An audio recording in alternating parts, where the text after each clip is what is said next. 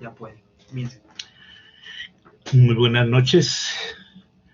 Vamos a dar inicio a la sesión número 6 de la cátedra itinerante correspondiente al año 2020, primer semestre. El tema que nos reúne en el día de hoy tiene que ver con un análisis genérico de las crisis económicas y un examen de qué tienen que ver los contadores públicos con el desarrollo de esas crisis económicas. Iniciemos entonces.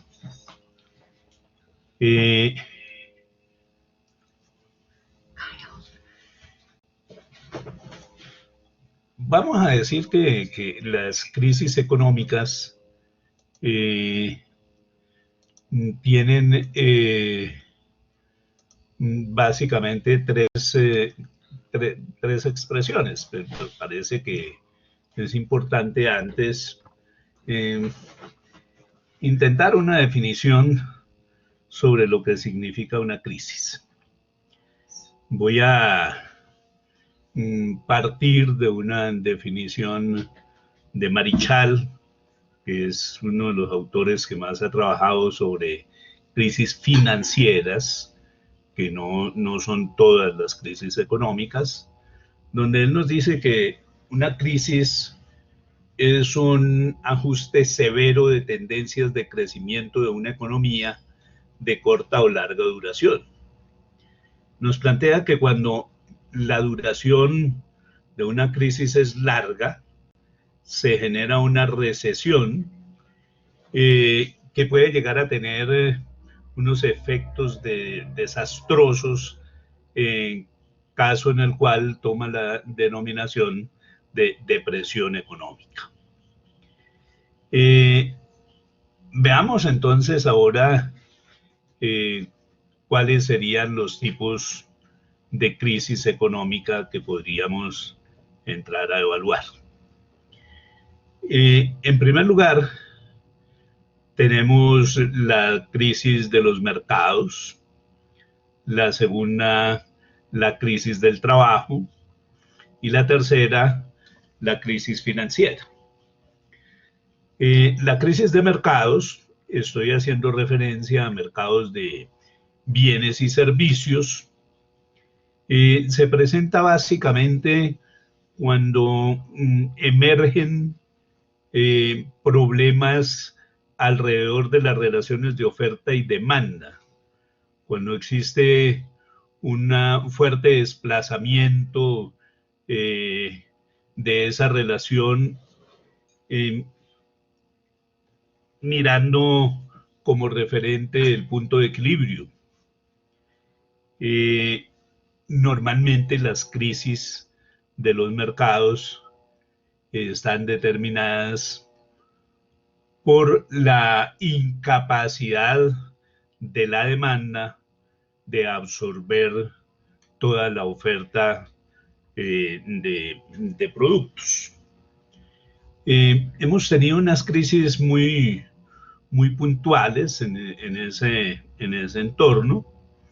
La primera crisis tiene que ver con el liberalismo clásico, donde se dio una gran cantidad de acumulación de inventarios que tenían como razón fundamental los altos precios que no podían soportar los consumidores. Recordemos de una manera general que en el dominio del liberalismo clásico las empresas se consideraban ficciones, las empresas no tributaban, pero eran las responsables del gasto social. Tenían que encargarse de la reproducción del trabajo, tenían que encargarse de la capacitación de los trabajadores, de la salud de los trabajadores y sus familias, del desarrollo de obras de infraestructura necesarias para el desarrollo del comercio, y eso generaba grandes impactos sobre los precios que se determinaban. Es decir, esta primera crisis se da porque existe un crecimiento de los precios que hace inalcanzables los productos para los consumidores. ¿Cuál fue la solución? Bueno, creo que la solución siempre ha tendido hacia el mismo norte. Vamos a hacer una moderación de los precios para que esa moderación de los precios permita el acceso al consumo. El liberalismo clásico genera una transformación hacia lo que se conoció como la teoría de circuito, muy relacionada con las tesis keynesianas, que determinó que la intervención del Estado en la economía, que no era una propiedad del liberalismo clásico. El Estado entra a participar en la economía tanto desde el punto de vista de la regulación como por su participación como demandante de bienes y servicios, pero también entra a participar financiando grandes proyectos que requieren ingentes recursos de capital a fin de que se puedan hacer desarrollos tecnológicos que faciliten los procesos productivos y vayan optimizando los precios hacia abajo.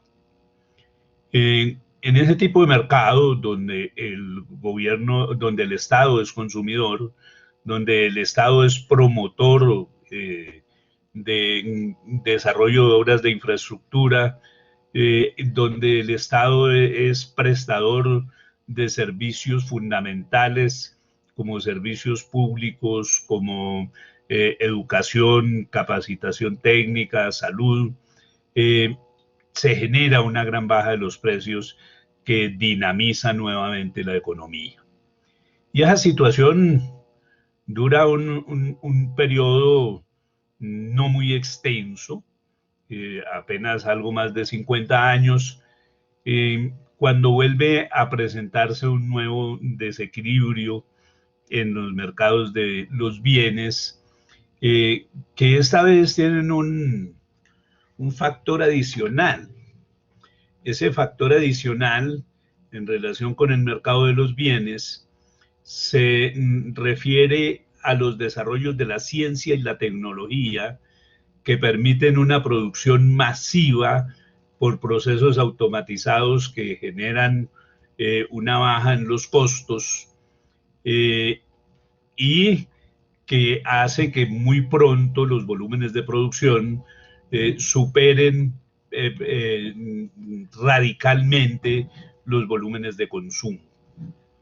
Estas son las ideas, las condiciones que dan origen a la globalización, donde primero se permitió o se propuso la eliminación de las fronteras nacionales para permitir la libre circulación de los bienes y servicios a través de la geografía mundial, con lo cual los mercados eran fuertemente ampliados.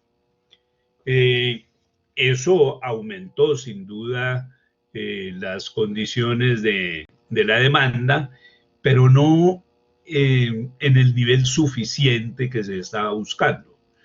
Por eso vino una segunda etapa de la globalización que podríamos denominar la etapa de la desconcentración de los procesos productivos, que tiene como efecto el desmonte de esas grandes empresas que en la época del Fordismo se conocieron como las fichas azules, empresas de 600, 800 mil trabajadores, como eran las fábricas de automóviles de los Estados Unidos y otro tipo de empresas, en la práctica son desmontadas y son sustituidas por pequeñas y medianas empresas que entran a ubicarse en países emergentes que tienen fácil acceso a las materias primas, que tienen gobiernos que generan condiciones tributarias beneficiosas para la inversión extranjera,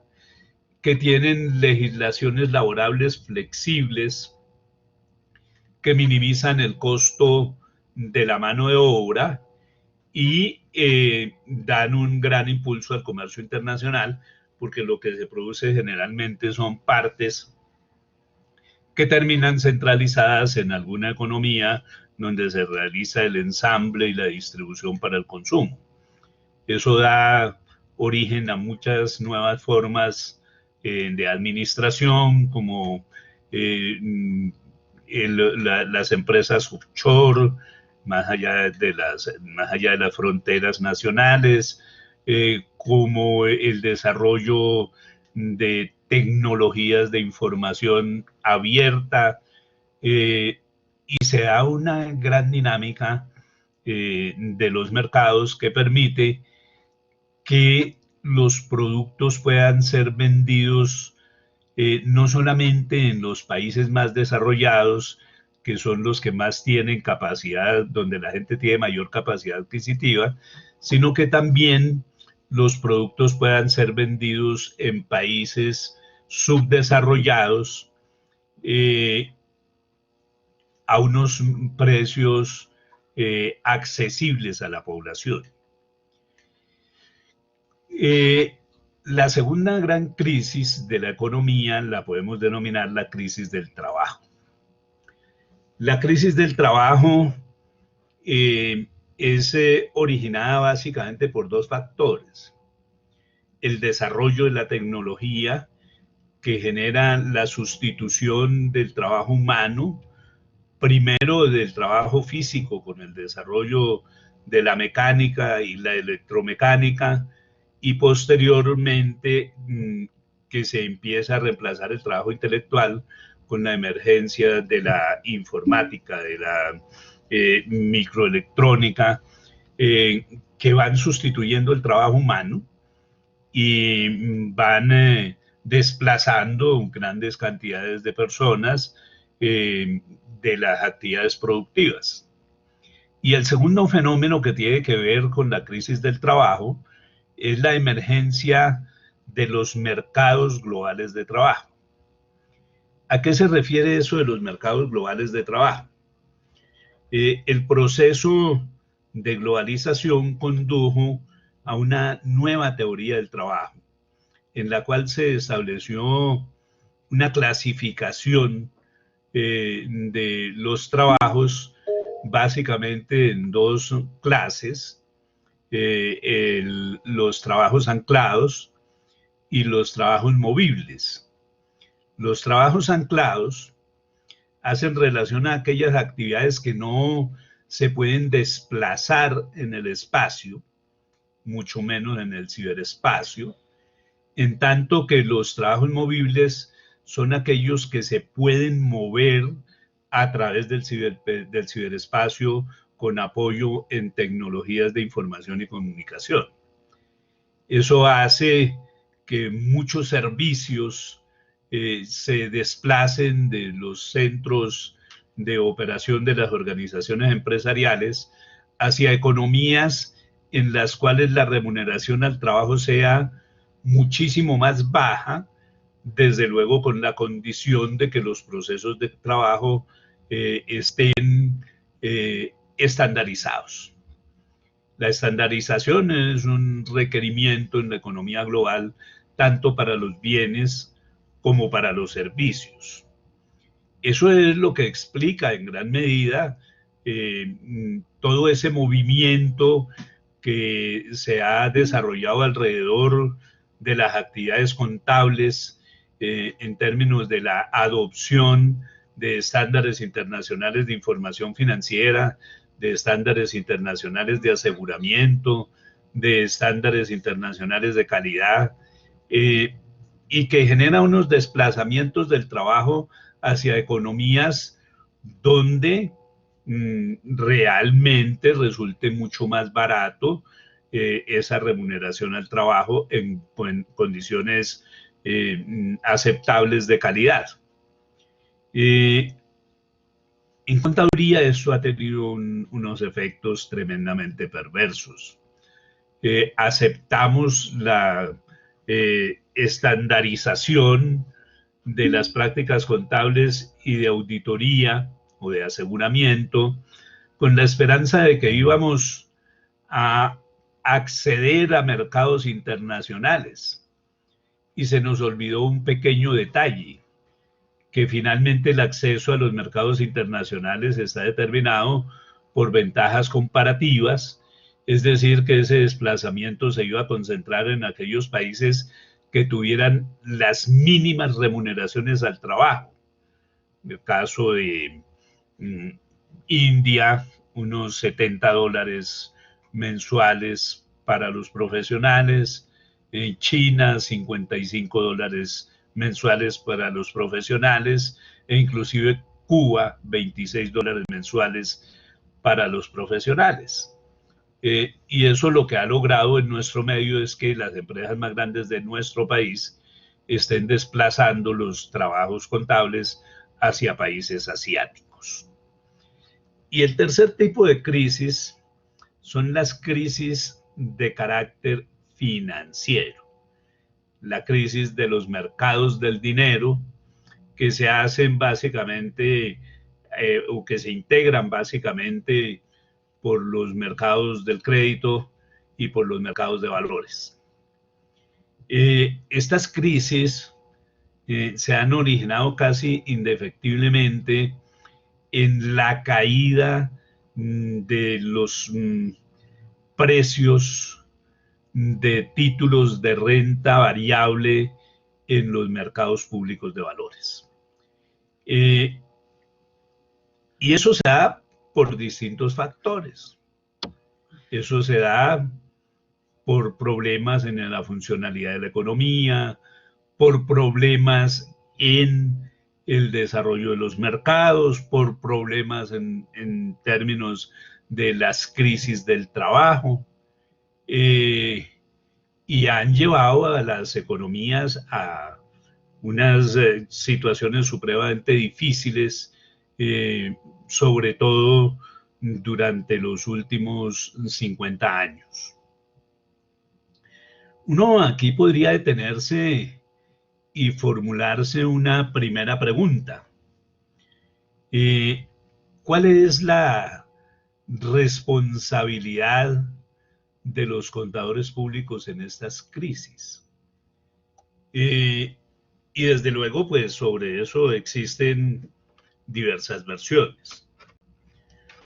Una versión es que no, los contadores no tenemos nada que ver con esas crisis, porque esas crisis las generan son quienes toman decisiones.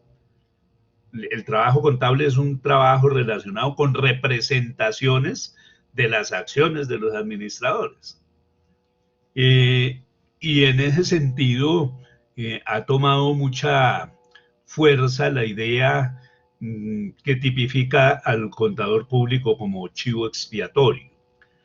Esa idea del chivo expiatorio proviene de todas nuestras tradiciones, de todas nuestras tradiciones hebraicas, básicamente a un evento que tenía ocasión y hoy sigue teniendo ocasión en términos de la búsqueda del perdón por los pecados cometidos, que en el caso del pueblo hebreo, en los tiempos de Salomón,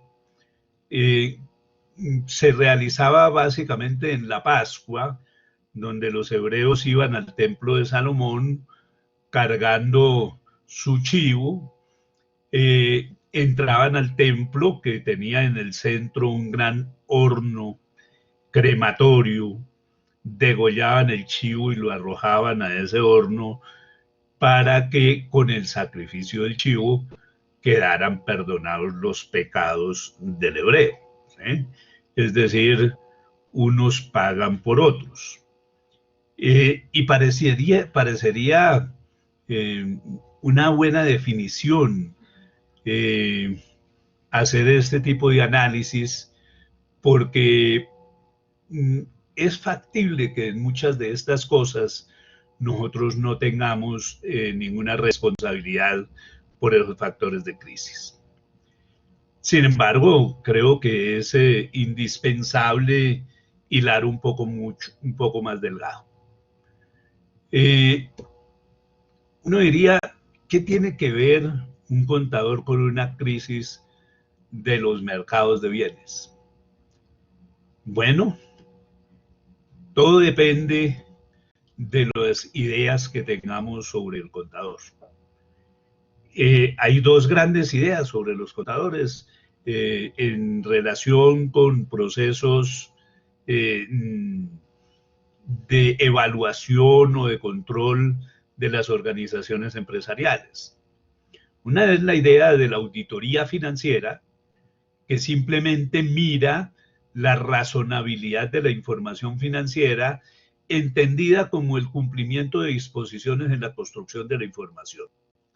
Eso lo vemos claramente por allá en los estándares, la sección 700 de los estándares de aseguramiento, cuando nos definen el informe limpio y dice que el informe limpio debe manifestar que los estados financieros de propósito general se construyeron con base en estándares internacionales de información financiera. Y allí hay un problema supremamente fuerte y es confundir la coherencia normativa con la veracidad, la fidedignidad de la información.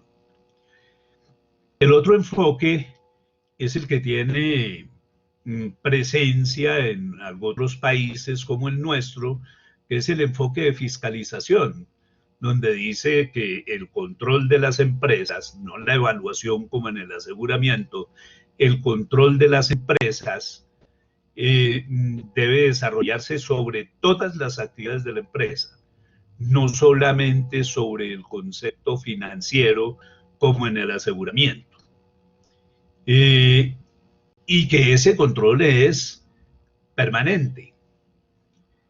Ese no es un control posterior como lo determinaron los orígenes de la auditoría, no es una evaluación posterior, porque control posterior no existe, como lo determinaron las condiciones del surgimiento de la auditoría en los orígenes del capitalismo, en la etapa del mercantilismo, donde la empresa era el viaje mediante el cual se realizaba comercio internacional y al final del viaje se rendía cuentas que eran evaluadas por un señor que tuviera un prestigio de gran honestidad dentro de la sociedad.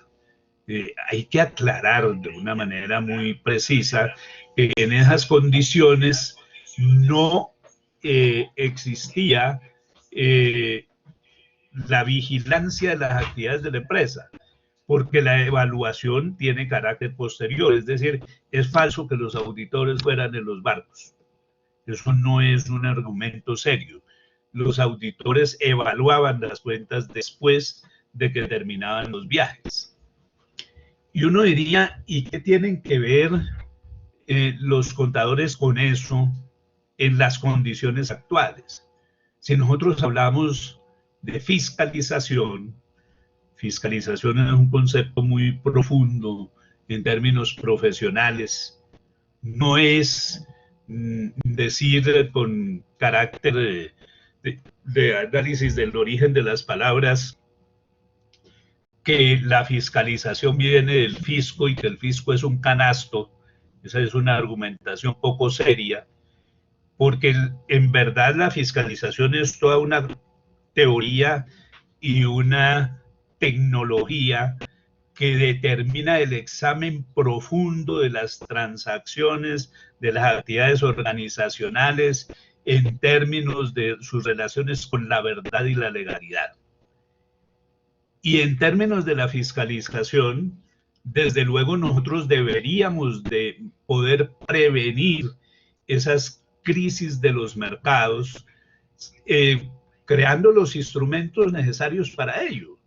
Hay algunos conceptos que hemos llamado fiscalización de burbujas, donde si uno establece relaciones entre el crecimiento de la producción y el crecimiento de la demanda, le resulta supremamente fácil entender en qué momento se va a dar una crisis del mercado y tomar medidas preventivas para evitar llegar a ese tipo de situaciones. Es decir, dentro de esa perspectiva la fiscalización es factible, es real que el contador puede tener responsabilidades en no haber prevenido esas crisis de los mercados, por no haber realizado vigilancia de los comportamientos de las relaciones de oferta y demanda.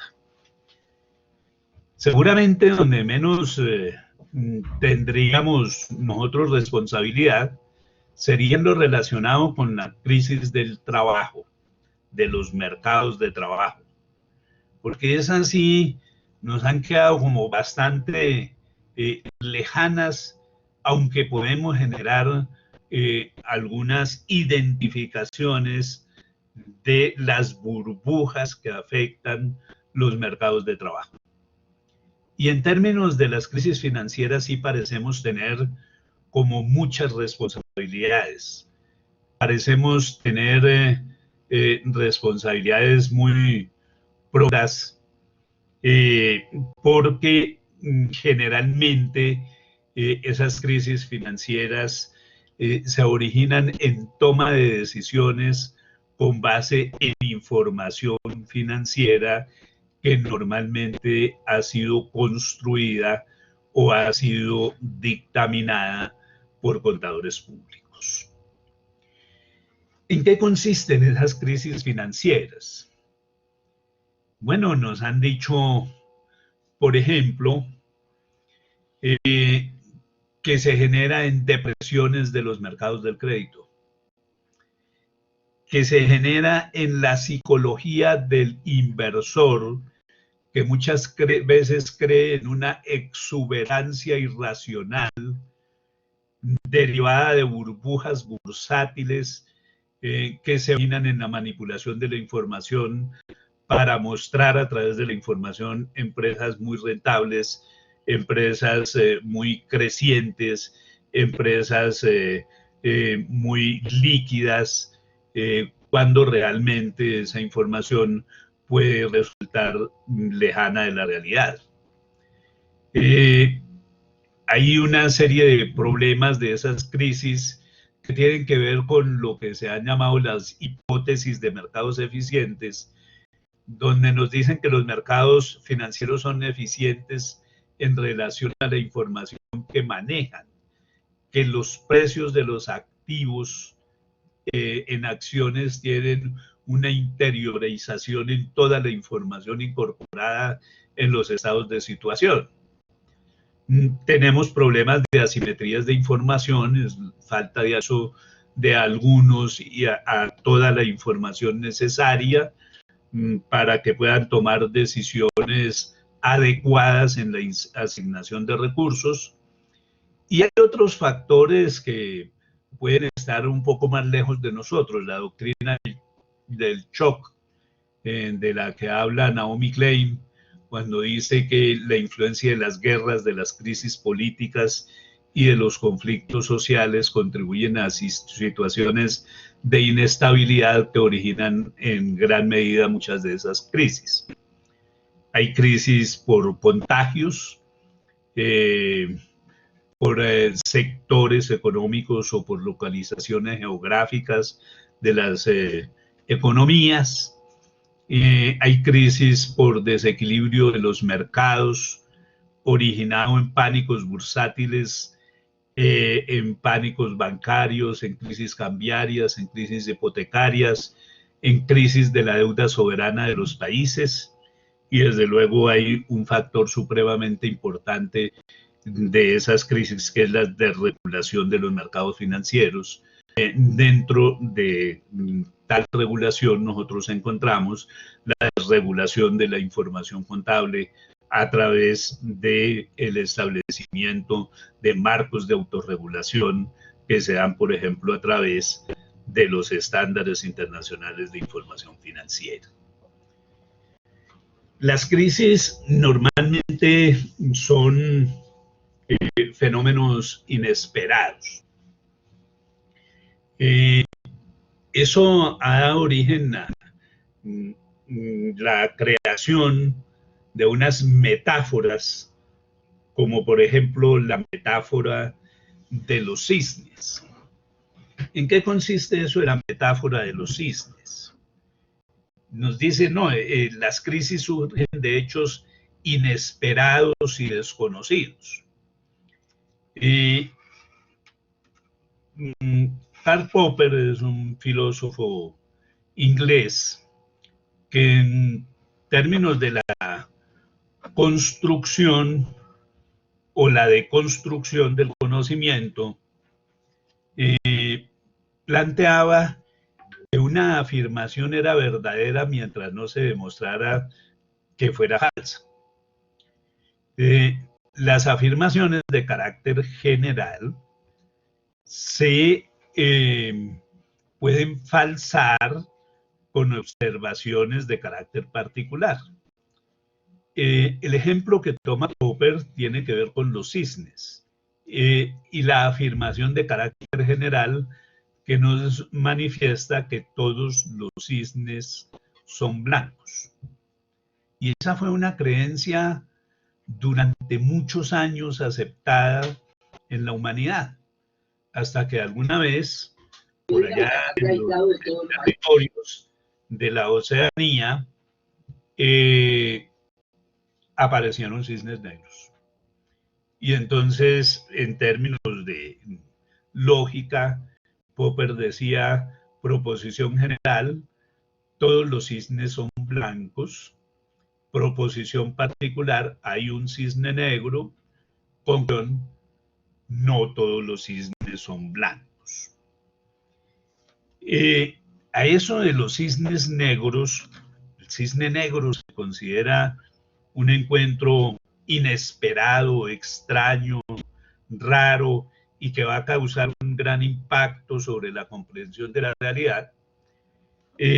Fue utilizado con gran profundidad esa metáfora para explicar la crisis financiera del año 2008. Hoy estamos hablando de una nueva metáfora de los cisnes que se conoce como la metáfora de los cisverdes. Y nos está diciendo que las más grandes crisis financieras están por venir y que van a provenir de hechos inesperados y extraños que tienen que ver con la sostenibilidad del ambiente.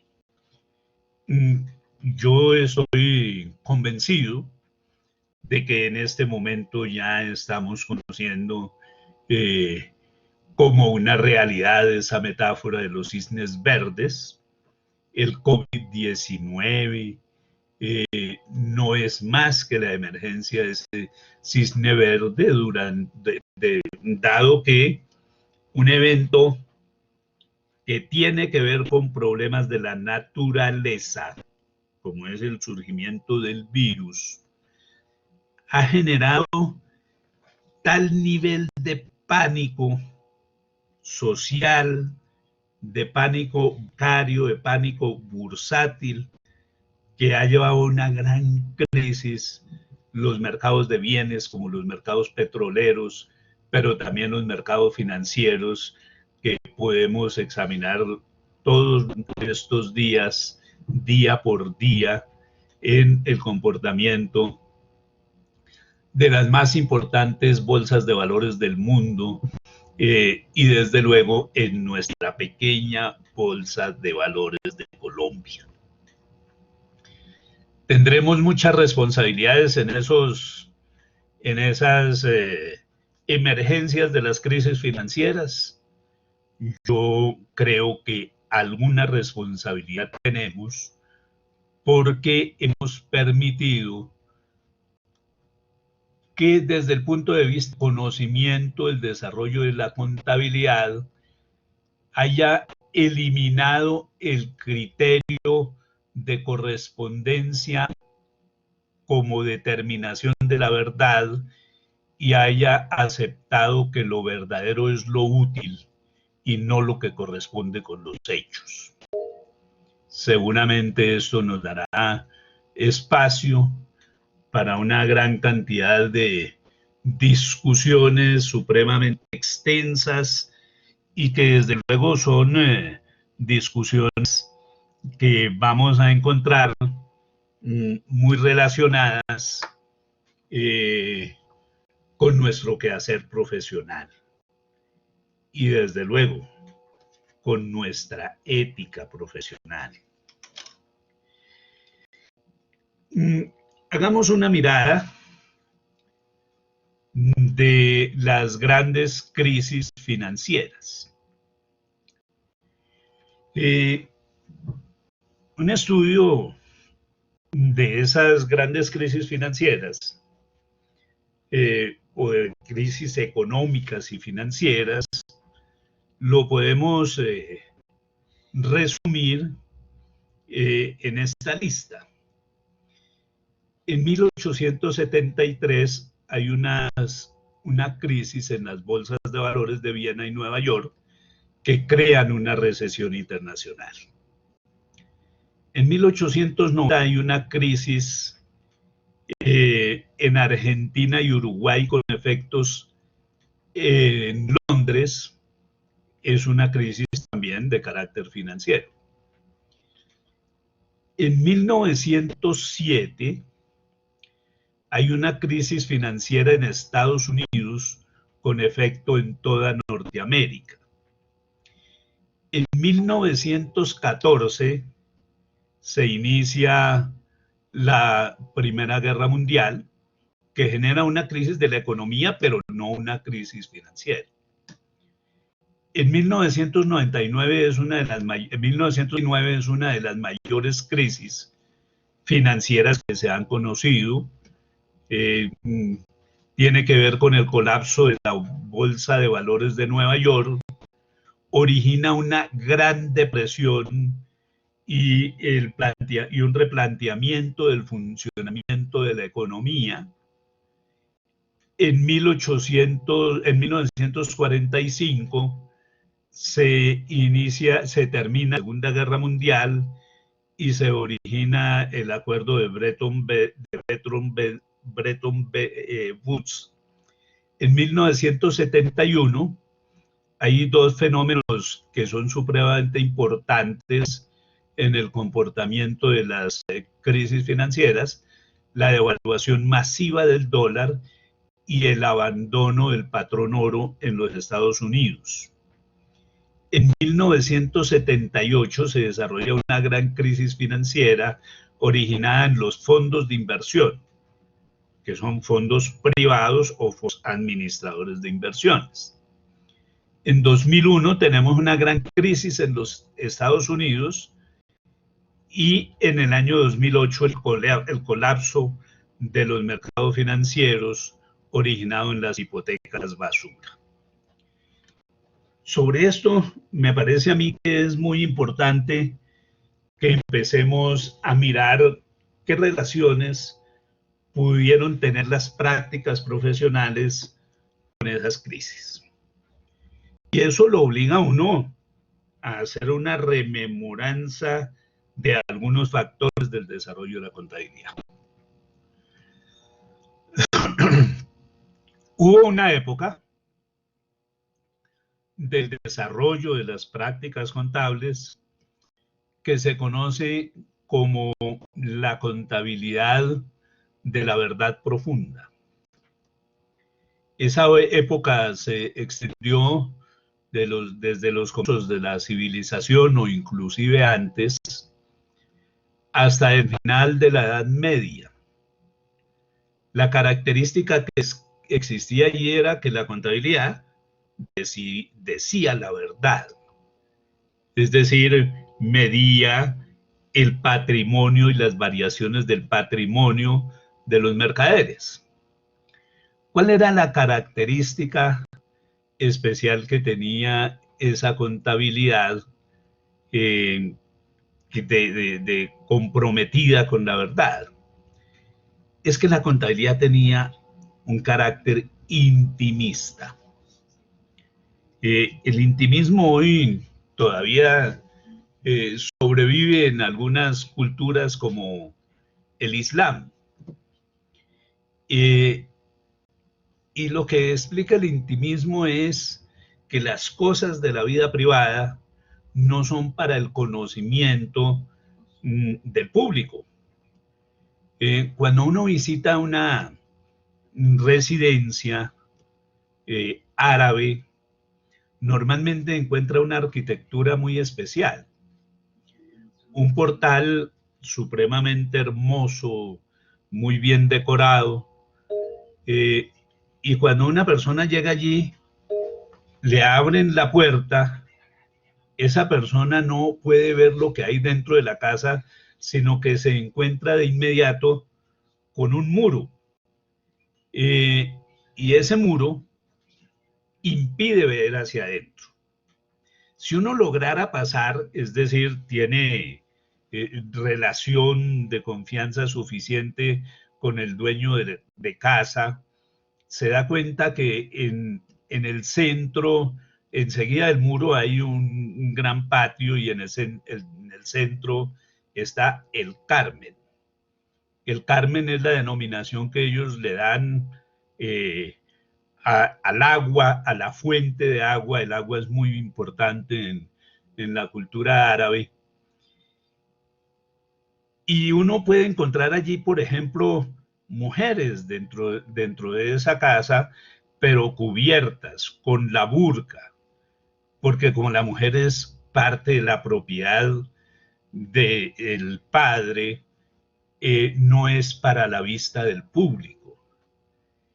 Así funcionaba la contabilidad dentro de ese criterio de intimismo. La contabilidad era la información sobre la riqueza del padre y no había ningún interés en que eso fuera conocido por terceros.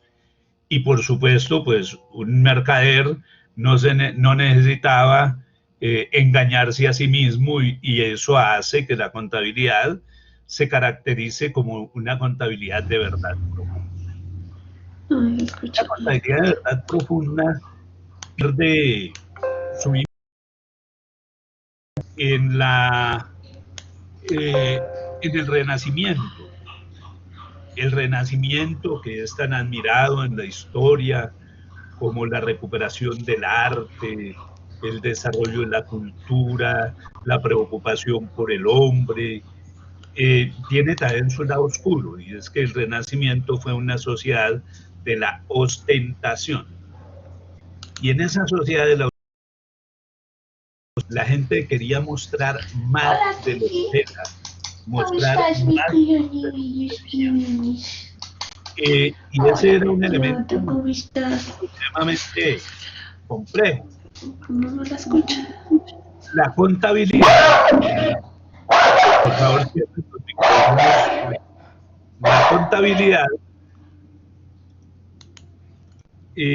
se convertía allí en un factor.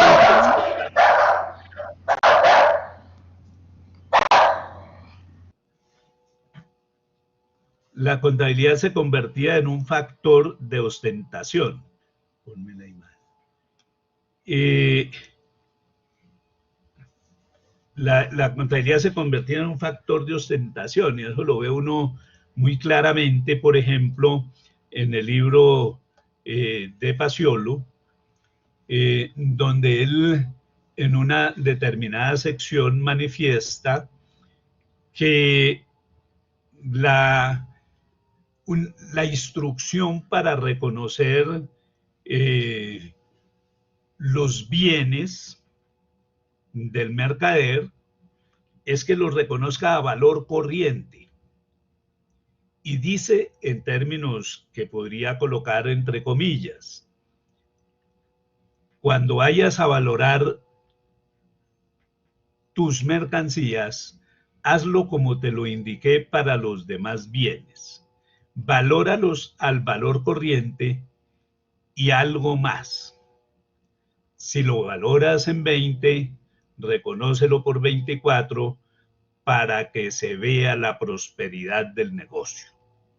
Es decir, hemos abandonado la contabilidad de la verdad profunda, entramos en una contabilidad de la falsificación que no va a abandonar nunca más las prácticas contables.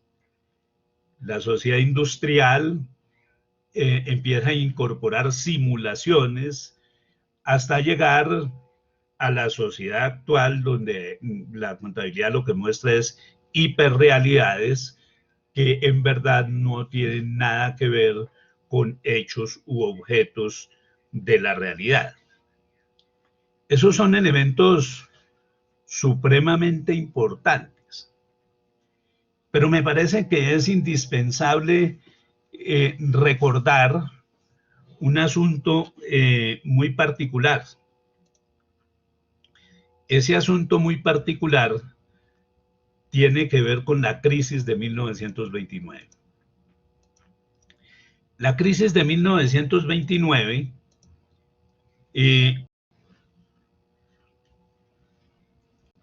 tiene tal dimensión que origina una intervención del Estado en las prácticas profesionales, en cómo se construye la contabilidad y cómo se evalúa la contabilidad.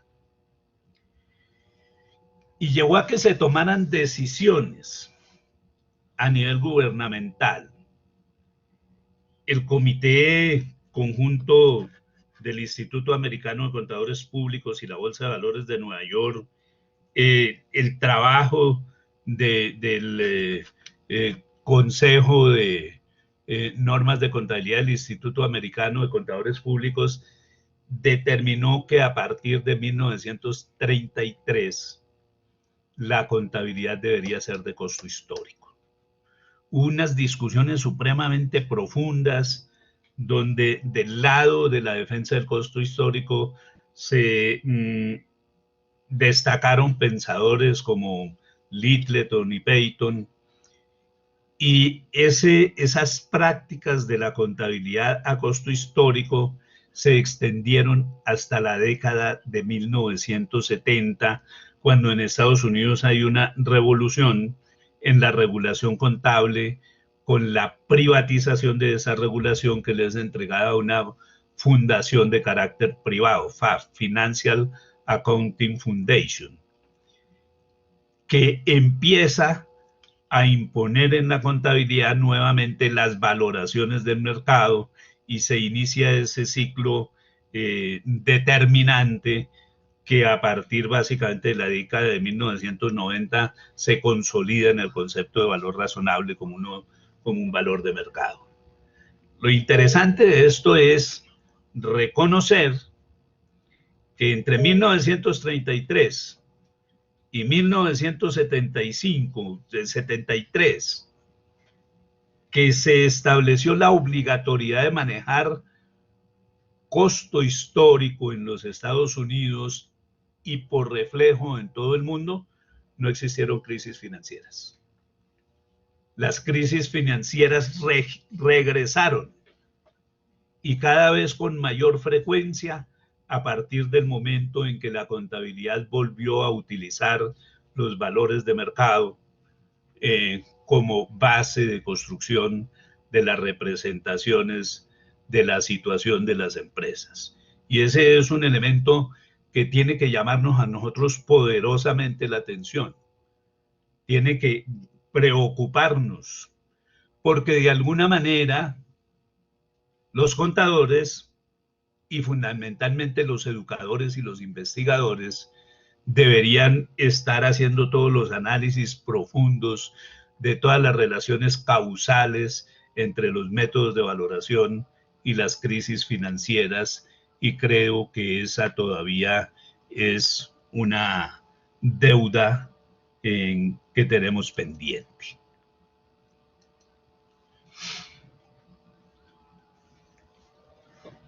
¿Cómo podríamos concluir nosotros este análisis de las crisis de la economía en relación con los comportamientos profesionales y en términos generales de la ética profesional? Lo primero que vamos a decir es que toda crisis genera deterioro de la confianza. Recordemos nosotros que la función social del contador es construir confianza. La profesión de contador existe en especial porque la sociedad occidental es una cultura que se caracteriza por la desconfianza. Es una cultura que se fundamenta en impedir, en no creer en el otro. Nosotros no creemos en nosotros. Y ese es un elemento tremendamente problemático.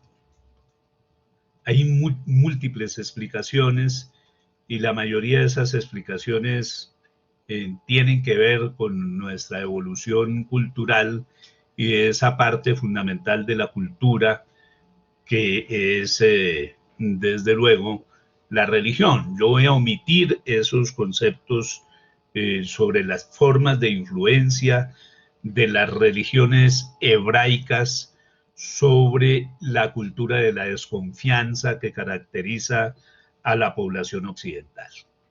Pero lo que voy a recuperar es que los contadores públicos son parte de esa condición de construcción de confianza que va a convertirse en el patrimonio social más necesario, más indispensable para darle dinámica a la economía, para darle dinámica a al intercambio. Es decir, nuestra función social es de capital importancia en el desarrollo de la sociedad. Y cada vez que hay crisis, la confianza se deteriora. La pregunta es, ¿en qué dimensión ese deterioro de la confianza puede ser entendido como un deterioro de la calidad de los servicios profesionales? ¿O será que somos absolutamente inocentes en ese proceso? Creo que he hecho algunas menciones que nos llaman a una mayor responsabilidad. Segundo elemento que tiene que ver con las crisis financieras y la ética.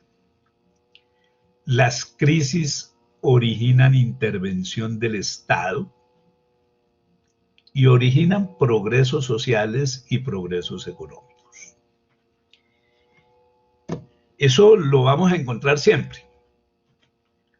Voy a hacer referencia a algunas de esas intervenciones del Estado. 1933 o 1929, con normas que empiezan a aplicarse en el 1933. En 1933, finalmente, como una forma de conjurar la crisis, se crea en los Estados Unidos la Comisión de Valores y Cambio, que es una entidad que puede ser análoga a lo que Colombia constituye la Superintendencia Financiera, una organización que actúa en la supervisión de los mercados de capitales, de los mercados financieros, de los mercados de valores. Y esa intervención del Estado lo que está buscando en gran medida es subsanar el deterioro de la confianza. Esta vez ya no un deterioro de la confianza por el mantenimiento de la confianza en la función social del contador público, sino para dar ese incremento de la confianza en la acción del Estado para que los negocios funcionen dentro de una lógica de justicia. Y esa intervención trae progresos sociales, construye mayor confianza, incrementa ese capital social y promueve el desarrollo de la economía.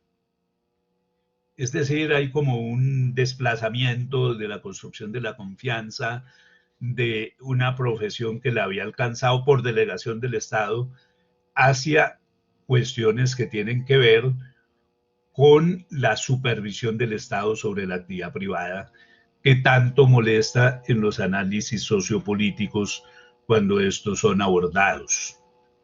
Pero esto tenemos que entenderlo muy profundamente porque es un asunto capital de las consecuencias de las crisis.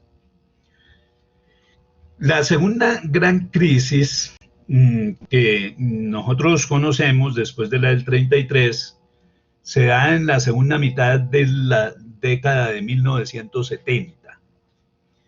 Esa segunda gran crisis que se da en la segunda mitad de la década de 1970 es llamada la crisis de los fondos de ahorro, pero realmente tiene que ver es con fondos de inversión y que se originó en la manipulación. La crisis se originó en la manipulación de los mercados financieros por parte de grupos económicos. Normalmente, las empresas, los grupos económicos participan de los mercados de valores. Y para la época actuaban con dos tipos de empresas muy especiales, los fondos de inversiones privadas y los fondos administradores de inversiones. Los fondos de inversiones privadas juegan la ruleta de la bolsa con sus propios recursos. Los fondos administradores de inversiones juegan en la ruleta privada con los recursos de los ahorradores, que es un asunto totalmente diferente. ¿Qué hacían ellos? Con todos los integrantes del grupo económico, empezaban a tomar acciones de empresas que tuvieran su precio cerca del piso. Es decir, la teoría de los mercados eficientes nos permite a nosotros determinar cuándo el precio de una acción está cerca del piso y cuándo está cerca del techo. Entonces, estas empresas cogían de esos grupos económicos, cogían acciones cuyo precio estuviera cerca del piso y empezaban a darle bursatilidad a través de las empresas integrantes del grupo, y a través de esa bursatilidad el precio de la acción iba subiendo. Cuando el precio de la acción iba llegando a su techo, entonces se la vendían a otra empresa del grupo, el Fondo Administrador de Inversiones, y la bursatilidad se disminuía o desaparecía. Consecuencia, el precio de la acción se desplomaba.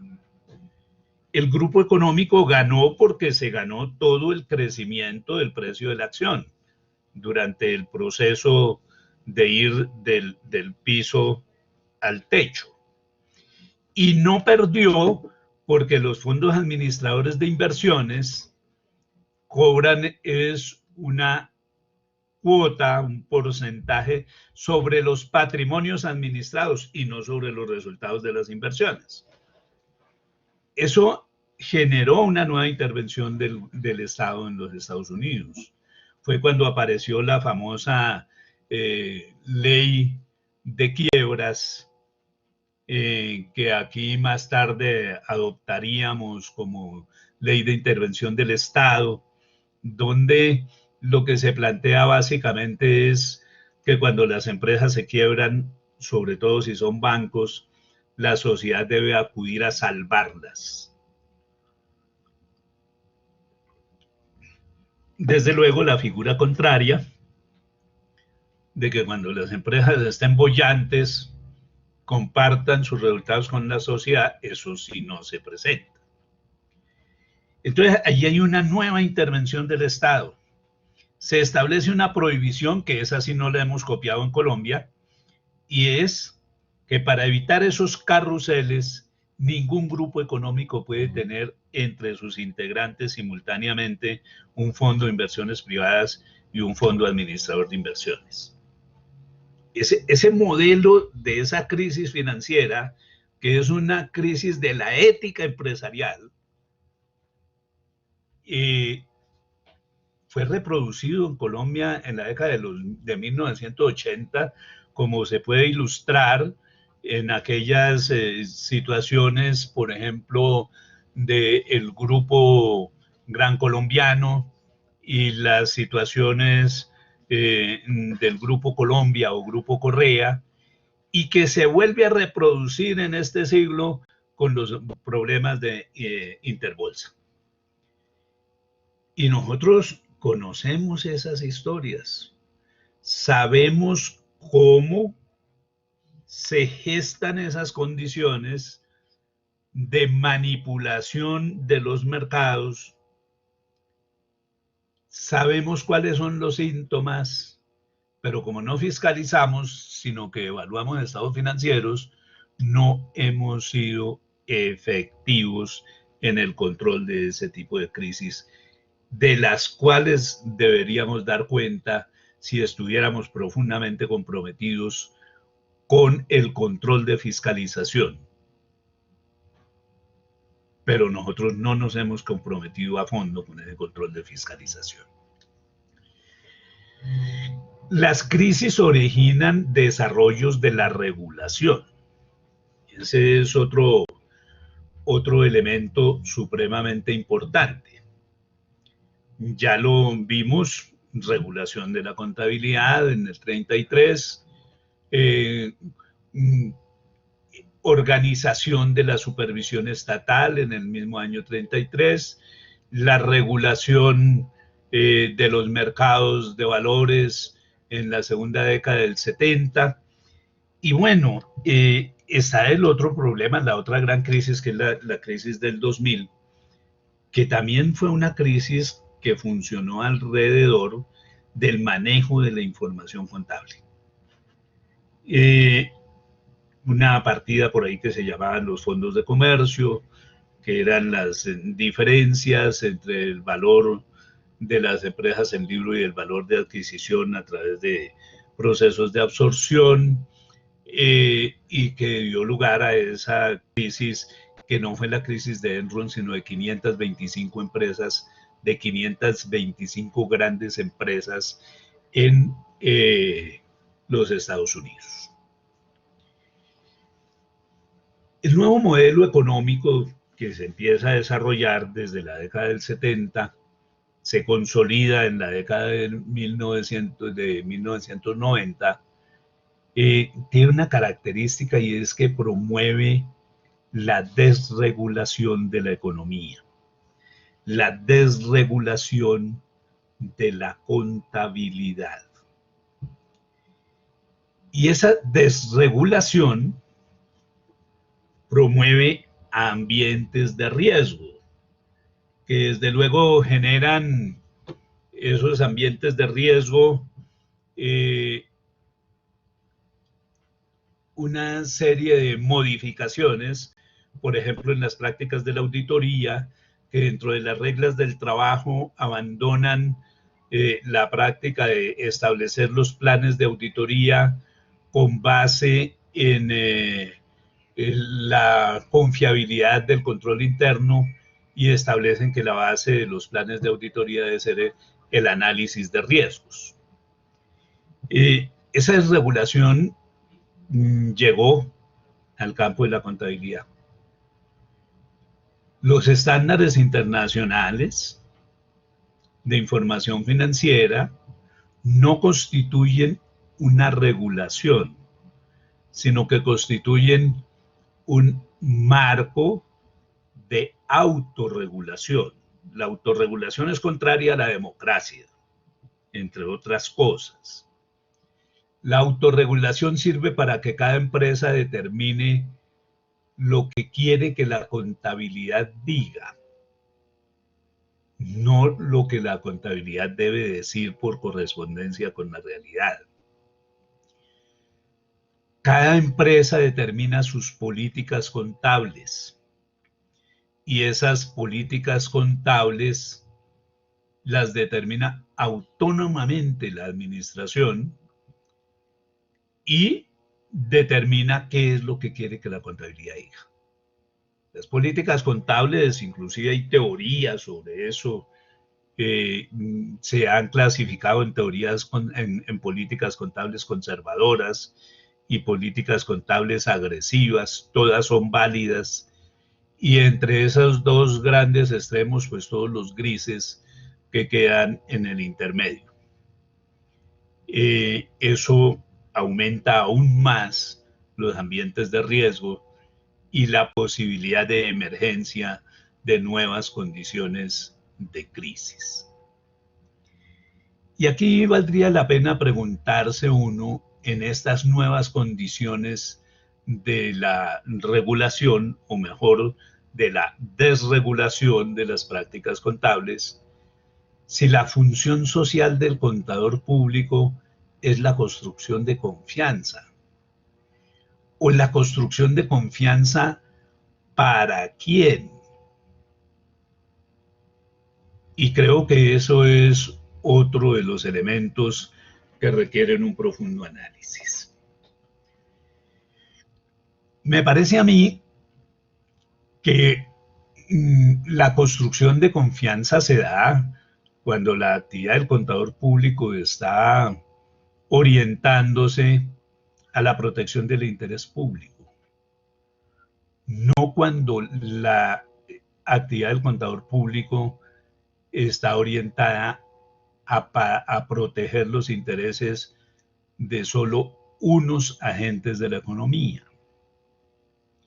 Cuando uno estudia rigurosamente el llamado Código de Ética Internacional, se da cuenta que allí se regulan exclusivamente las relaciones de contador y cliente. Y eso deja en el ambiente muchas dudas. La primera, ¿es la contabilidad una construcción de información para la toma de decisiones de los inversionistas? ¿O es la contabilidad una construcción de información para la promoción de ventas de títulos en los mercados públicos de valores? Yo creo que es lo segundo. Y eso implica que ese código de ética es un código de ética del egoísmo. Esa es una ética del egoísmo, porque se está pensando en el bien propio, en la protección propia y la del cliente, sin considerar a los demás sectores de la sociedad. Y esto, desde luego, puede convertirse en una nueva palanca para futuras crisis financieras. Tenemos nosotros entonces este amplio panorama sobre la forma en que las crisis financieras han influido en el desarrollo de la economía, han influido en los cambios en el ejercicio profesional y han influido en los conceptos éticos de las prácticas profesionales de los contadores públicos. Y nos deja, o por lo menos yo pretendo que nos deje una gran cantidad de inquietudes sobre reflexiones, sobre cuáles van a ser nuestros compromisos con la sociedad, cómo vamos a reorientar nuestro ejercicio profesional. Vamos a caminar por la senda de la protección del interés público o vamos a caminar por la senda de la ética del egoísmo. Son simplemente temas que quedan abiertos para la reflexión.